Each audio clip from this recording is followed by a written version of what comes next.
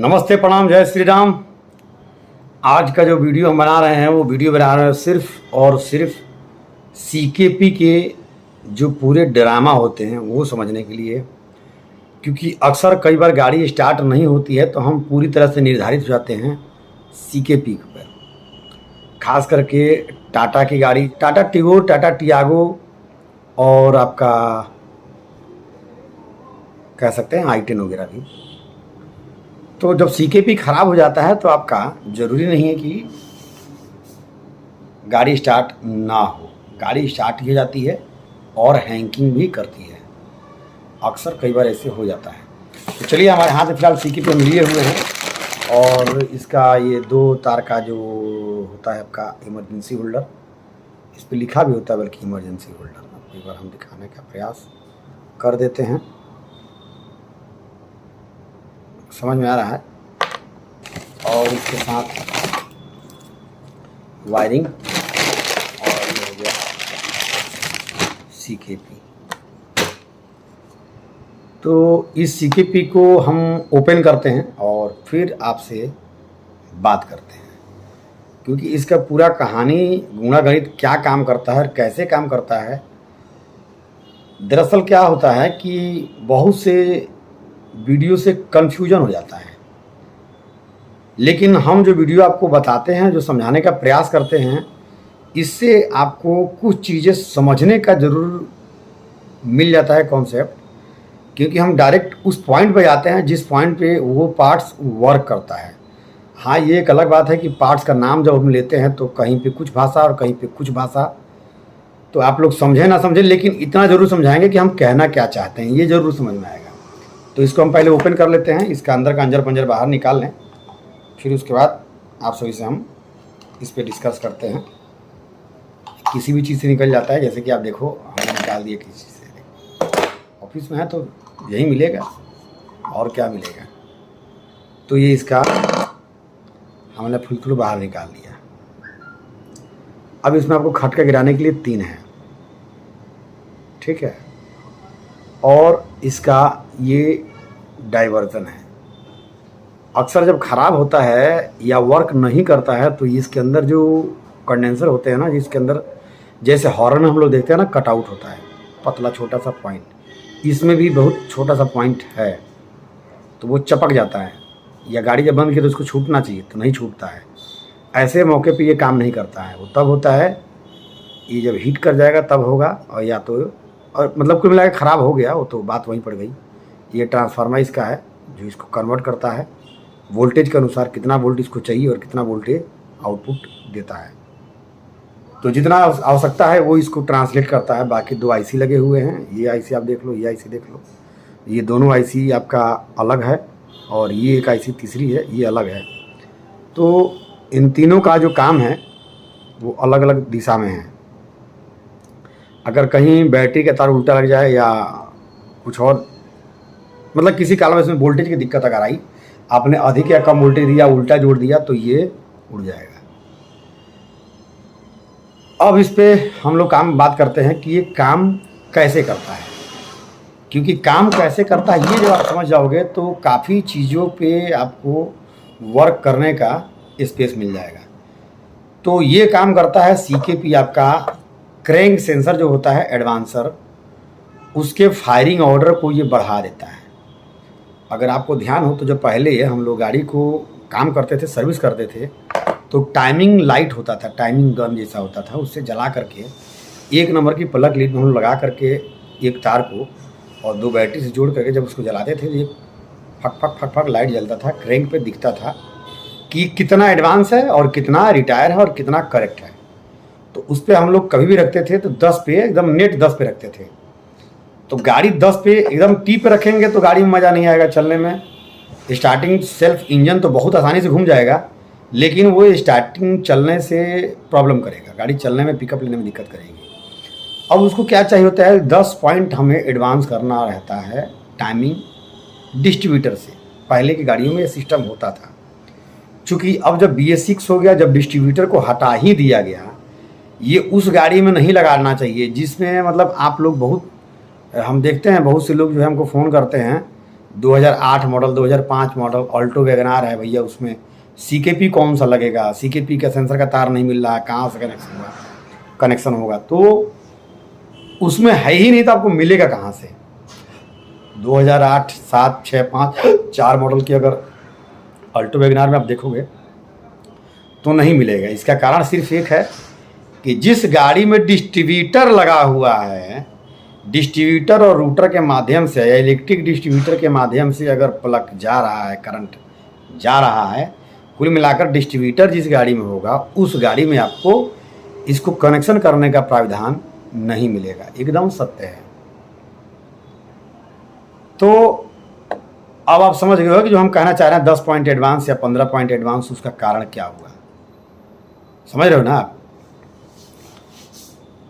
अब 10 पॉइंट तो आपको एडवांस चाहिए ही चाहिए, लेकिन जब हम सीएनजी करते हैं, चूंकि सीएनजी हल्का है, तो हल्का है तो उसको ब्लास्ट करने का ज़्यादा जब टेम्परेचर मिलेगा तो जल्दी से जल जाएगा।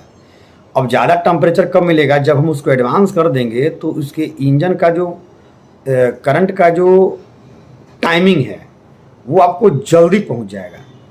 अब क्या हुआ कि आपका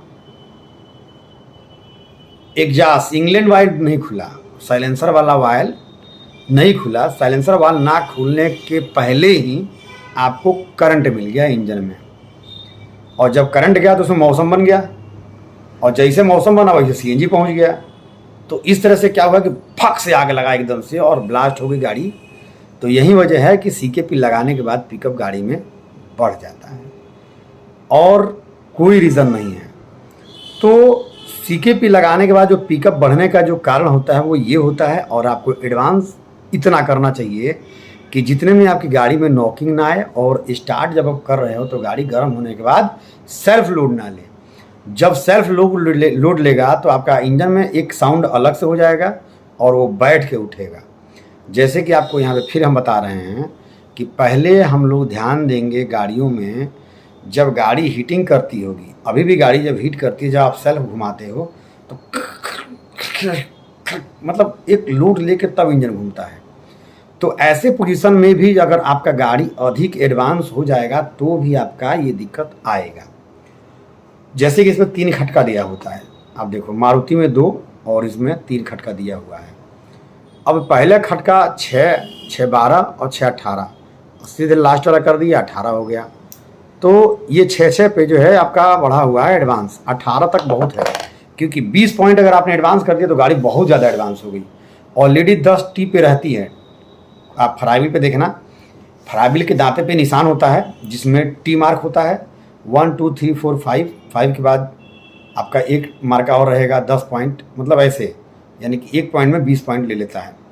तो इस तरह का उसमें निशान होता है, और उस निशान से जैसे कि आप भाई डिस्ट्रीब्यूटर पहले गाड़ी में था तो हम लोग क्या करते थे, डिस्ट्रीब्यूटर से हल्का सा इधर उधर किया और गाड़ी को एडवांस कर दिया तो काम हो गया।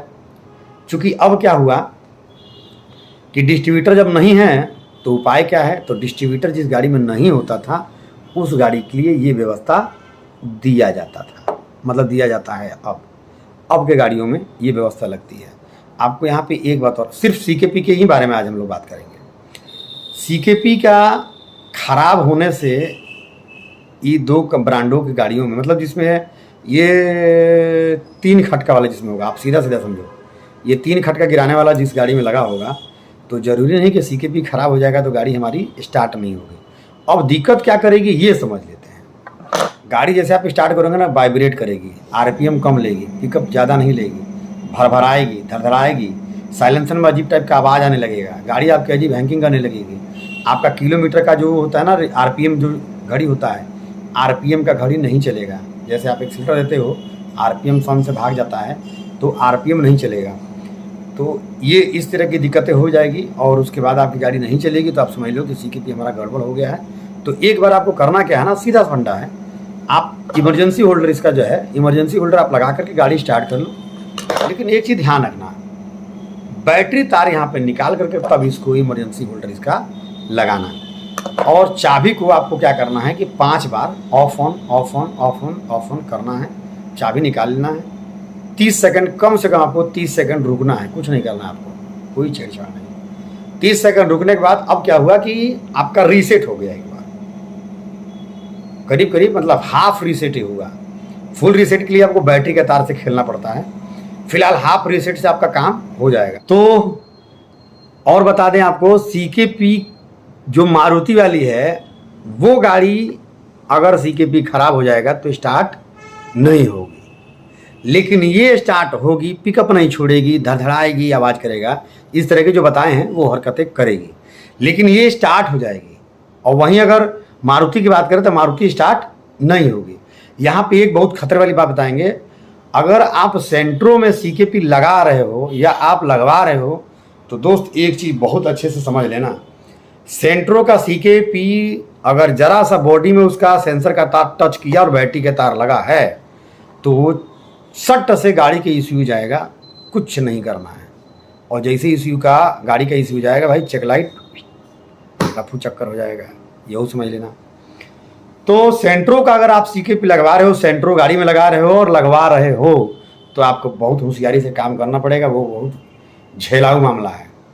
तो आप भी अगर लगाओ तो इस पर ध्यान देना, बैटरी का तार हर हाल में खोल लेना गुरु। बाकी सब गाड़ी का मान लो कि अगर खुदा ना खास्ता भूल गए तो एक बार चल सकता है, लेकिन सेंट्रो का तो कतई नहीं चलता है।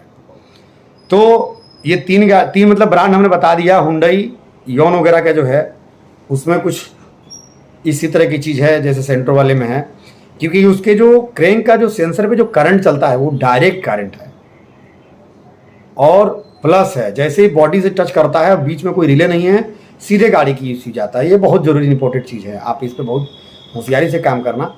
तो CKP के जो जुड़े हुए जो वीडियो थे, जो जानकारी था वो मेरे पास ये था और इस तरह की चीज़ें हैं। CKP से एकदम आप अलर्ट रहो।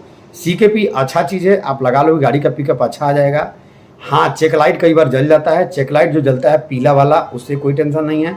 ब्लिंग नहीं करना चाहिए, ब्लिंग करेगा तो आपको टेंशन लेने की आवश्यकता है, गाड़ी भी सही नहीं चलेगी। तो ये सारी चीज़ें हैं। तो मिलते हैं फिर अगली वीडियो में। अगर आप हमारे चैनल पर पहली बार आए हैं तो सब्सक्राइब कर लीजिएगा, पेज पे है तो फॉलो कर लीजिएगा। इसी के साथ जय हिंद, जय भारत।